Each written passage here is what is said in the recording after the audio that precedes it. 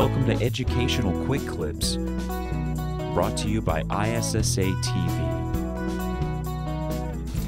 TV. Our industry is dominated by labor.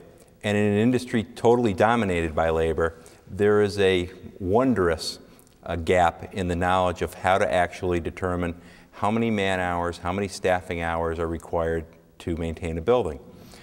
A lot of people in our industry believe that they can simply walk into a building, based on their experience, determine the correct staffing levels. Other people believe that they can apply a magical production rate, say 3,000 square feet per hour, and determine the amount of staffing that's required.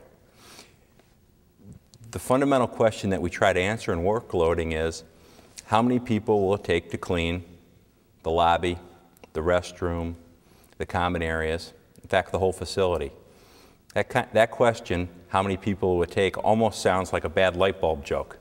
And regrettably, the answers are just about as numerous. The answer is that it depends. It depends on a host of variables.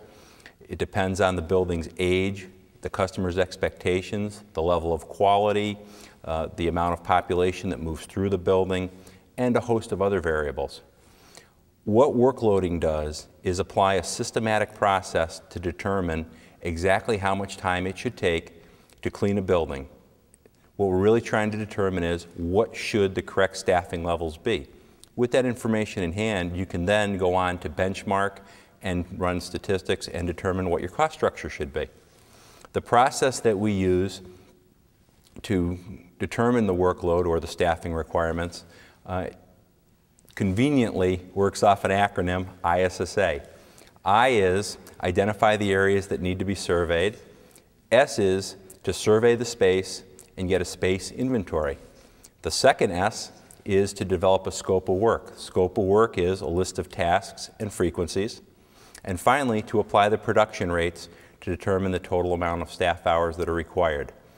That systematic process, in fact, determines the total amount of manpower that's needed to maintain a building at any particular level. With that information in hand, any building owner can determine whether they have, in fact, the correct staff numbers and whether or not they are operating in an efficient and productive fashion. To view more clips on ISSA TV or try a demo of InfoClean Easy Workloading software, visit ISSA.com.